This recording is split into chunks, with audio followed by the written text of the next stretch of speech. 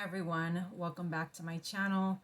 So today I wanted to talk about any positives, any good things that I have seen with the exosomes treatment. So I just want to say at the beginning of the video, these are not long-term improvements. I mean, I can't really say for sure if they're going to be long-term or short-term or what, because I just want to let you guys know this isn't a this is how I have improved video. It's just, let's look at the positives, or is there anything positive that has come out of the exosomes treatment? Because we're almost 7 months out, or I'm almost 7 months out, not we, but you know what I mean. And I'm pretty sure a lot of you, those of you that have been keeping up with the exosomes updates, you're probably like, why would you even do this treatment then if it's not helping you, or it can't possibly be as bad as like I'm making it out to be. Granted, my doctor did say it could take several months. It could take a really long time. I've read that it could take 9 months to a year to see any improvement. So I just want to be clear that this isn't me talking about, oh, this is how I've improved. These are just small positives that I've noticed. They may be temporary effects of the infusion, or they may be possibly long term. Like I said, I'm 7 months out, and maybe some of these changes are going to last for maybe the rest of the year or for a couple of years, or maybe I'm just going to see these changes for one more month and then I'm going to revert back to how I was before. And that has happened. I have seen, something kind of maybe improve a little bit, and then it kind of just goes back to how it was before. So I want you guys to keep that in mind.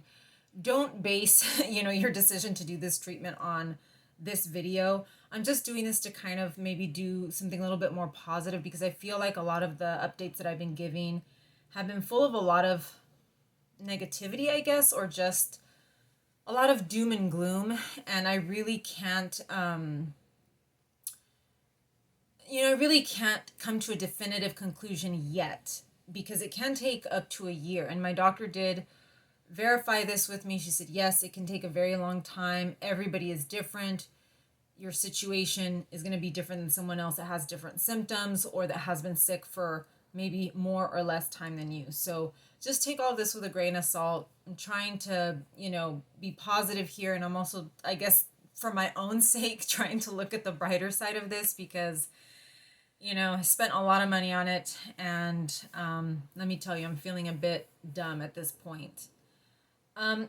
Overall, I'm still a bit worse than I was prior to doing exosomes. I am still coming down to my baseline. I'll talk about that in my 7-month update, which I should be doing very soon. This will probably upload a lot, like long after my 7-month update. So just keep in mind, I am around 7 months post exosomes right now. But in general, still having a little bit of increased thoracic tightness and stiffness, and feeling kind of tired, almost kind of like blah. That's just sort of how I've been feeling. So what are the good things that I've noticed? Something that I noticed from the very, very beginning was that my pores on my face were smaller. Specifically the pores here on the sides of my nose. The pores on my nose are still kind of big. I still seem to be getting blackheads, but the pores on the sides of my face have been getting smaller. I do have a video talking about my acne journey and all of that. I did not have acne as a teenager or as a young adult. I did not suffer from acne. It doesn't run in my family. It wasn't until I started having these health issues that I had very severe issues with acne. So, I do want to say that this is something that has come from the exosomes. I noticed it right away after the infusion, and then my pores kind of seemed to go back to how they were before, kind of bigger with a lot of, kind of blackheads. And then lately I have been noticing that the pores here in this area seem to be getting smaller again. And as some of you know, exosomes are used for skincare. You can do exosome facials. You can get microneedling with exosomes. You can get exosomes injected into your skin. It helps with scarring and I guess aging and that kind of thing. collagen production. You can actually just have that done. You don't have to have like an infusion of exosomes. But I do know that there are some aesthetic places, spas that will infuse you with exosomes for like as part of your skincare treatment. So yeah, that, my acne does seem to have improved. It has not resolved completely, as you can see. I think I have a pimple like right here somewhere, and then another scab over here. Still getting a little bit of butt knee, which is acne by your butt, and a little bit of back knee. But overall, the acne has improved.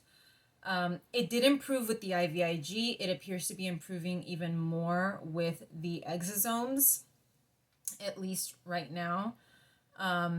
And the one thing that I have noticed is that I will get a very inflamed pimple, and within a couple of days, it's gone. Like I said, the IVIG also had that effect, but it seems to be like even like stronger now, where the inflammation goes away very quickly. And I'm a skin picker. If I have a pimple, I will pick at it. So this is kind of good, because if it goes down within a couple of days, which is unheard of for me, then I won't be picking at it. There were times when I've had pimples in the past, cystic acne, that kind of thing, I would have the pimple for probably over a month. It would take that long for it to go away. And obviously, that would give me plenty of time to pick at it and create a new scar. And as you can see, I have plenty of scarring. So that's one thing that I have noticed. Whether that will last or whether that will be something that comes and goes, I don't know at this point. But I'm still getting acne. Some days, and I talked about this, I think, in my 6-month update, and I will be talking about it again in my 7-month update. The last week of July, I had 5 days of consistent energy. Now, I wasn't bouncing off the walls. I just had 5 days of decent, consistent energy. I wasn't dozing off, because I usually do relaxations or meditations during the day, and I typically doze. I wasn't dozing off at all during that week. I mean, I was also having diarrhea the whole week, so that's kind of that's a different thing. But I have had days here and there where my energy, when I'm not on my oxygen, is actually decent. So that, it happens here and there. It's sporadic. It isn't consistent. But I have had days where it's like, oh, I seem to be doing well, given the fact that I'm not even on my oxygen. And speaking of energy, one of the things, and this is something that I'm kind of hoping, I'm hoping and praying that this is one of the more permanent changes. I have been sleeping through the night. I think I'm going on 2, maybe 3 weeks of sleeping consistently through the night. What I mean is sleeping like at least 7 consecutive hours through the night. This has not been a reality for me for a very, very long time. Before I got sick, I was an excellent sleeper, slept through the night, wouldn't even dream, nothing. This has been one of those things where it's definitely my illness or my medical stuff that is causing the sleeplessness and the problems. And keep in mind, I have also been, I did mention in my last update, I think, that I have been urinating a lot more, especially since I stopped the IVIG. I have been urinating a lot more. The strange thing is that it's not waking me up in the middle of the night. I'm actually sleeping consecutively and then waking up in the morning, and it's like, okay, I need to go to the bathroom. So, I mean, I have woken up here and there, but then I go back to bed and I fall back to sleep, which again is unheard of for me. This is something that I'm really, really holding on to. I'm hoping that this stays. Sleep is very, very important. And I think also when it comes to these types of treatments like stem cells, exosomes, any kind of regenerative medicine type of treatment, sleep is regenerative. So when you go to sleep, your cells regenerate, your body sort of renews itself, and you need that sleep. And my doctor has told me this on several occasions. She says, you need to sleep. And so I feel like if I'm sleeping consistently through the night, this treatment, will work better, or will be able to do what it does better because I'm actually sleeping. So I'm keeping my fingers crossed, because this is a big one, because I think it will overall have a domino effect in helping the rest of my body, and all the various issues that it has. Um, I've been feeling more hunger now. I'm kind of regretting adding this one to the list, because in the last few days, my appetite has kind of switched off a little bit, but there have been days when I feel a lot of hunger. And with PMS, it's like almost this insatiable hunger. And also, speaking of the sleeping thing, PMS usually gives me horrible insomnia. Last month, I had the worst insomnia I've ever had. This month, none, even with PMS. So I'm hoping that this treatment is getting to a point where it is overriding the PMS. And we'll talk about that also in a minute. So, feeling that hunger, I don't typically feel hunger, to be honest. I eat because I know I have to eat. It takes a lot for me to feel hunger, but I've been feeling it, you know, on and off for the last couple of weeks, maybe 2 to 3 weeks. And I'm hoping that that continues, because it helps. When, if you don't have an appetite, even if you need to eat, you don't want to eat, and even if you do eat, you feel gross. You feel like you want to throw up or something. And so that appetite thing is, it helps a lot to be able to sit down and eat and actually enjoy whatever food I can eat. And I eat the same thing all the time, so that makes it even harder to enjoy. So it fluctuates. It does seem to be up and down, but I have noticed, a little bit better appetite. From the very beginning, right after my infusion, I think I may have mentioned this, my stomach kind of calmed. It did not improve, it just calmed, because I was having a lot of stomach issues. And now I am seeing hunger here and there. Sometimes several days in a row, I will feel hunger, maybe like around lunchtime. And then sometimes I will feel it even later in the day. Typically, it's like around lunchtime. But yeah, I have had some moments where it's like at night, because I'll eat something like an hour or so before bed, and I'll feel a little bit hungry. So I'm keeping my fingers crossed that my appetite will improve, and that my stomach, and it's also a sign that my stomach issues are coming down. For example, the SIBO, the SIFO, all of that stuff can make you feel bloated, and it can kill your appetite. So I'm keeping my fingers crossed. Speaking of SIBO and SIFO and infections, and again, I'm always afraid to talk about these things, because it's like I don't want to jinx it. But I have been noticing that I'm getting infections less easily. I don't want to say that my infections have resolved, because I think a couple months ago I had something really sweet, and I think I mentioned this in one of my updates. I ate something very sugary and I got an infection. And so I haven't been able to incorporate new foods into my diet, but I was still getting recurrent infections even on my diet. So seeing that I'm not getting infected every single month, or that possibly the SIBO and the SIFO is sort of self-regulating itself, instead of me having to take, something. I usually take caprylic acid to kill down, the overgrowth of, fungus and bacteria. I haven't had to do that. But again, I'm still on my diet. I'm still maintaining that. But I'm not getting, recurrent infections as easily. Now, if I have something very, very sweet, especially around my period, then yeah, that may lead to an infection.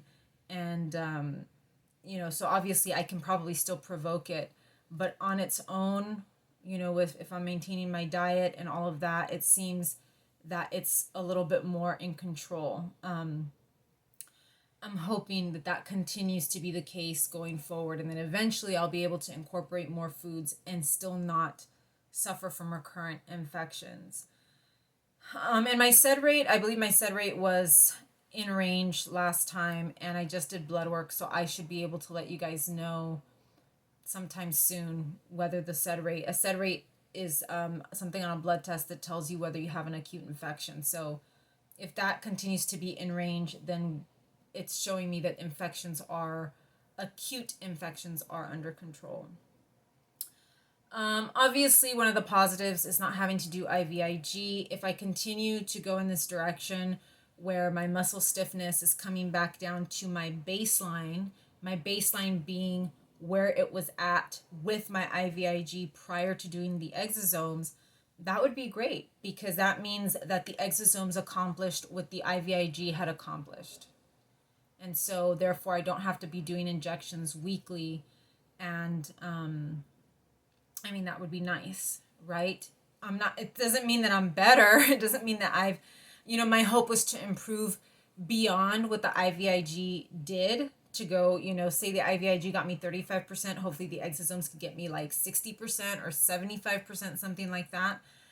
But if the exosomes get me to where the IVIG had me, then, it's kind of like one replaced the other, and I don't have to do my injections every week. Again, that's if these improvements last, without any other assistance. So let me see what else. I'm looking at this. The list is very short, and I've made it into something bigger. But those are the things that I notice as of right now. Pain, for a while my neck had been doing a bit better. Lately it's been acting up again, probably because I stopped my IVIG, that kind of thing.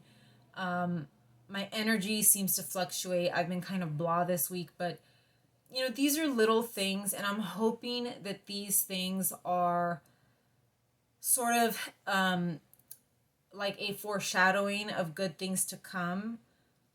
That week at the end of July where my energy was surprisingly decent for 5 days in a row, I'm hoping that that is a sign that maybe in the future my energy will be consistently like that. I'm hoping. And I kind of hang on and hold on to these things. My skin is definitely a clear indicator that something is wrong. And I know that in the past, when my skin has been really, really bad, I have felt physically also very, very sick. So I know that my skin is an indicator that there are issues going on. For example, I have eczema flaring up on my fingers. So I know that something is lacking, but then my acne has improved and it seems to go away faster. So something good is going on in that department.